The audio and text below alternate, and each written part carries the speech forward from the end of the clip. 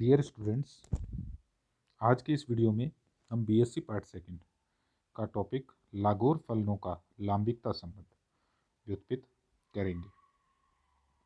तो आज के इस वीडियो में हम बात कर रहे हैं लागोर फलनों की लांबिकता संबंध, ऑर्थोगोनलिटी रिलेशन ऑफ लागोर फंक्शन। तो लागोर फलनों का लांबिकता संबंध निम्न प्रकार से लिखा जा सकता है। तो हम प्रूव करेंगे कि लागोर फलन lnx और lmx के लिए लांबिकता संबंध, ये जो हमने नीचे दिखाया है, इस संबंध के द्वारा हम व्यक्त कर सकते हैं। यहाँ lnx कोई n कोटि का लागोर बहुपद है और lmx कोई m कोटि का लागोर बहुपद है। तो हम कंडीशन नंबर 1 लेते हैं, परिस्थिति 1, जब m is not equal to n। तो हमने कहा लागोर समीकरण से, तो लागोर समीकरण से x ln dash double dash x plus 1 minus x ln dash x plus n ln x। तो हम जानते हैं कि लागोर की जो अवकल समीकरण है वो होती है x y double dash plus 1 minus x y dash plus N Y equals to 0। और साथ ही हम कहते हैं जब इस लागोर अवकल समीकरण को हम हल करते हैं तो इसका हल y equals to ln x हमें प्राप्त होता है। तो y की वैल्यू हमने इस इक्वेशन में रखी, इक्वेशन में रखने पर हमें ये इक्वेशन जो है प्राप्त होती है।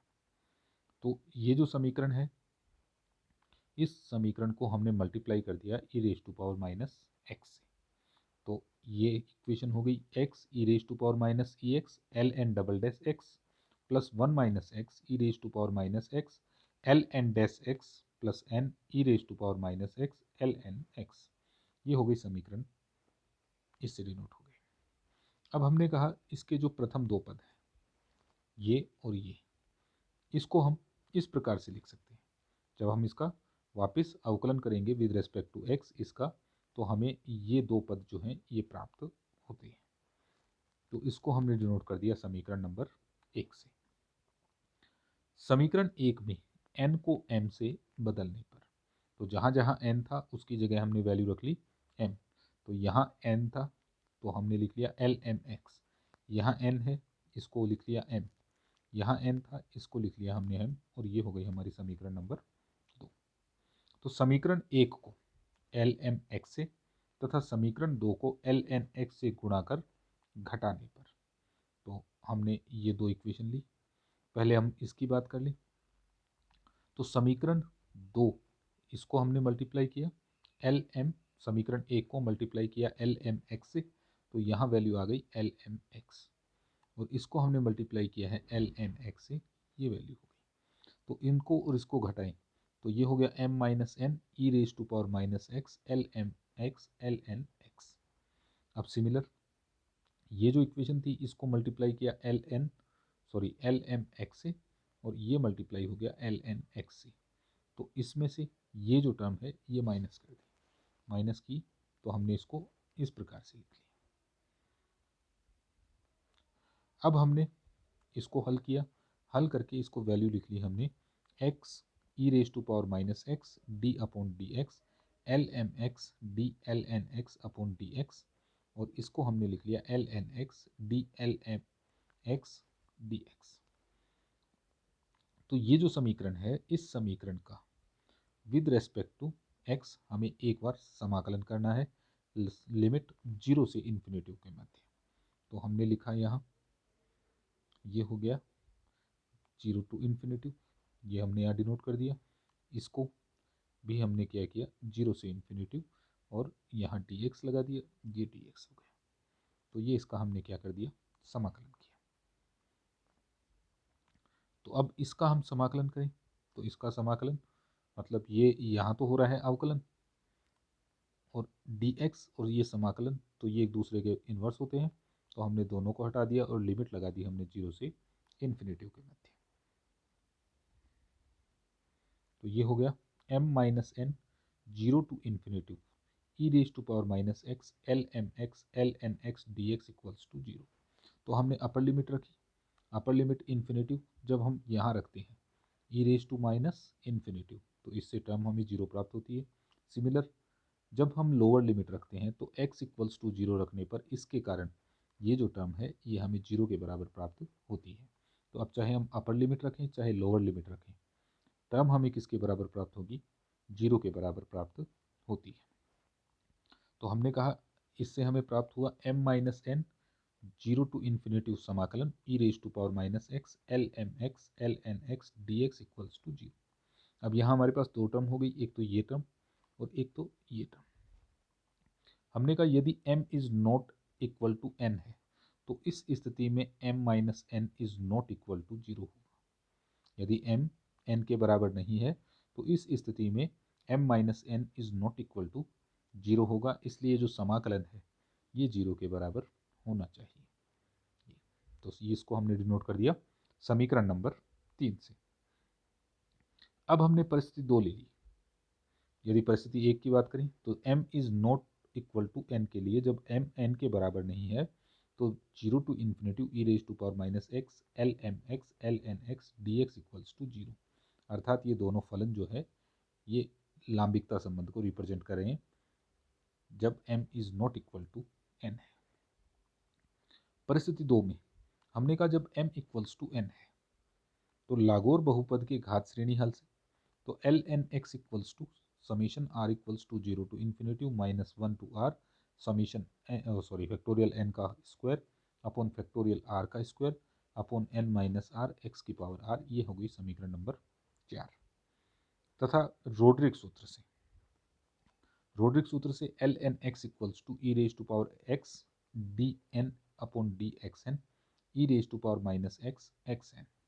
तो हम यहाँ अगर हम इसकी बात करें तो इसको हम एल एम एक्स की टर्म में भी रिप्रेजेंट कर सकते हैं।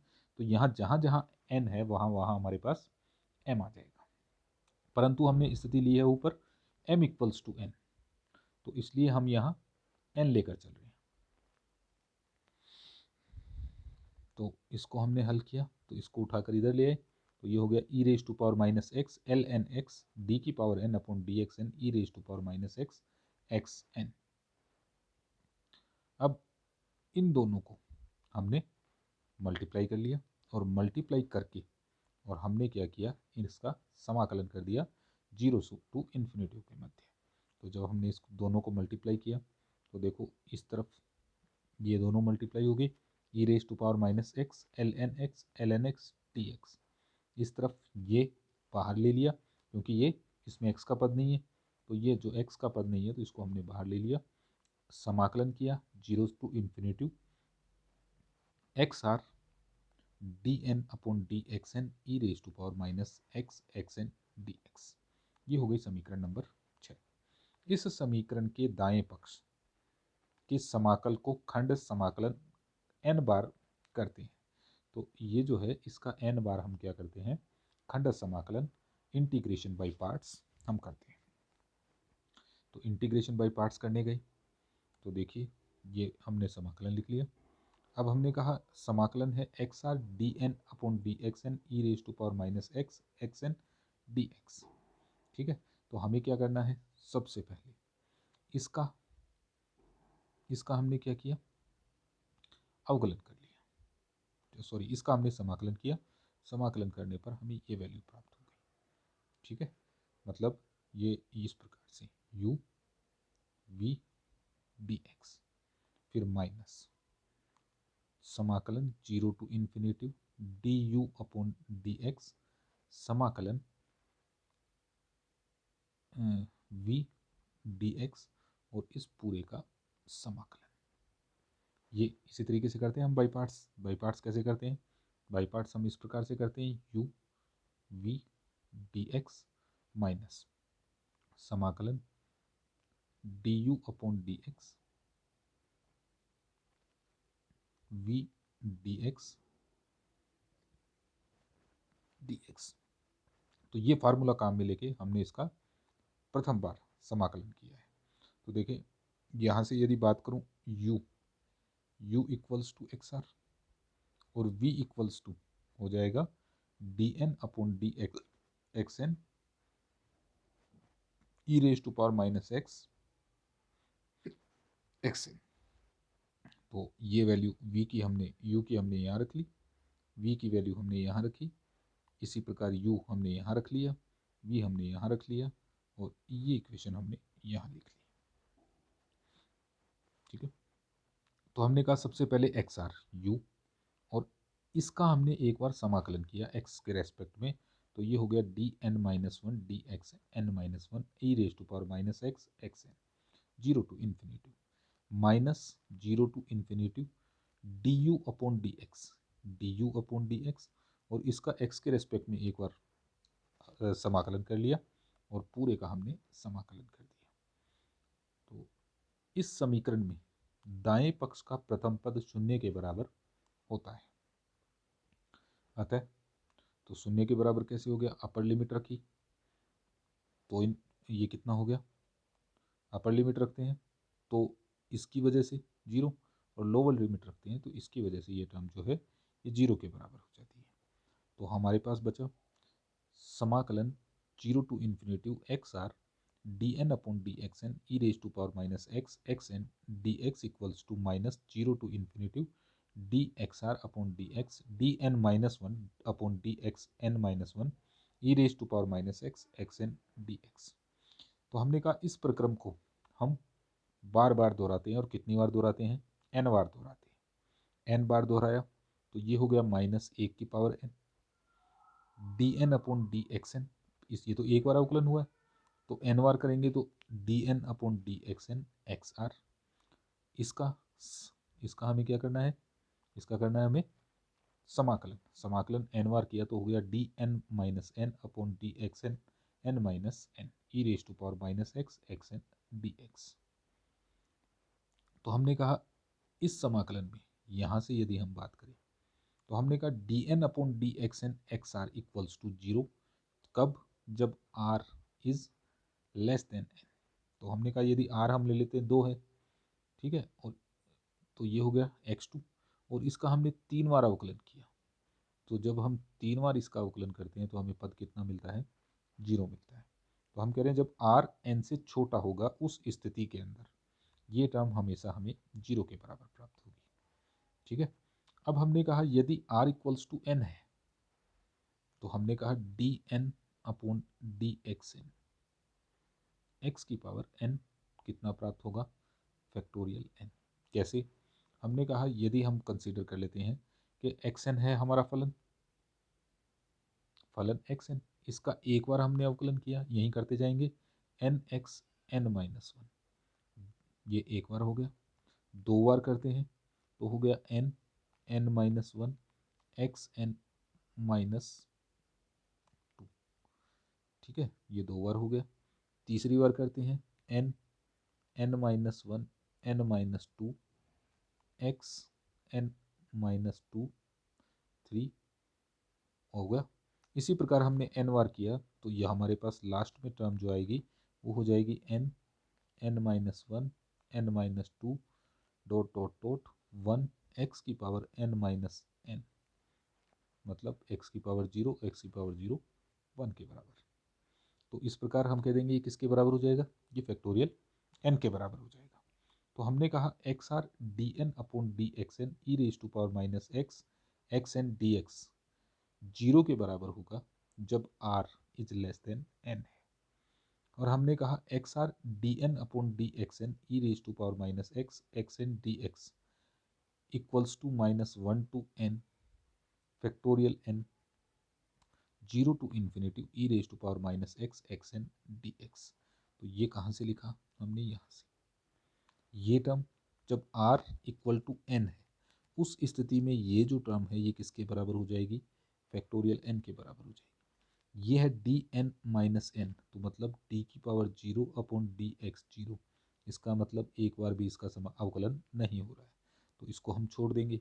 ये हो गया e raise to power minus x x N zero to infinity D x, ये हमने यहाँ लिख लिया।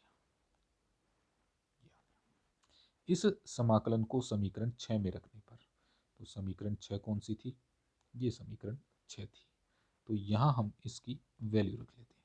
इसकी वैल्यू हो गई माइनस वन टू वन की power N factorial N zero to infinity E raise to power minus x x N और डी एक्स, ये हमने यहाँ रख लिया। यहाँ रखा तो देखो ये रख दिया हमने। अब ये कैंसिल क्यों? क्योंकि r इक्वल्स टू n है। ऊपर हमारे पास यहाँ r था, देखिए समीकरण 6 यहाँ r है, तो यहाँ हमने फैक्टोरियल n स्क्वायर हो गया, ये हो गया फैक्टोरियल n माइनस n, मतलब फैक्टोरियल जीरो इक्वल्स टू 1, ये रख लिया। और इसको हमने हल किया तो देखो ये टर्म इससे कैंसिल, और साथ में 0 टू इन्फिनिटी मतलब e raise to power minus x गुणा एक्स एन का जब हम समाकलन करते हैं 0 से इन्फिनिटी के लिए, तो इसकी वैल्यू हमें प्राप्त होती है फैक्टोरियल एन। तो इसकी जगह भी आ गया फैक्टोरियल एन।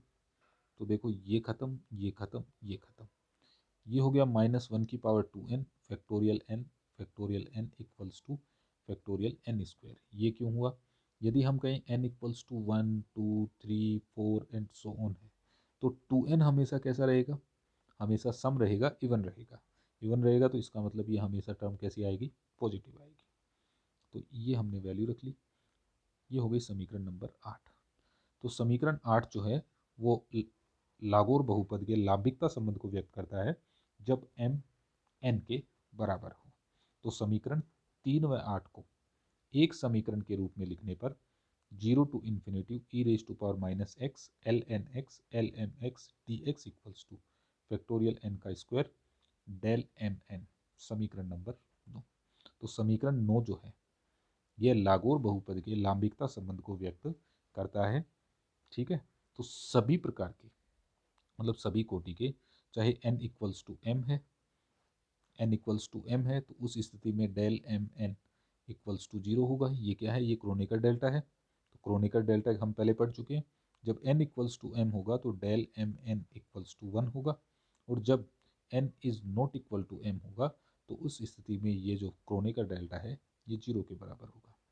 तो इससे अगर जब ये इक्वल नहीं है तो समीकरण 3 प्राप्त होगी, और जब इक्वल होगा तो समीकरण 8 हमें प्राप्त होती है। तो यह समीकरण लागोर फलन के लिए लांबिकता गुण को दर्शाता है।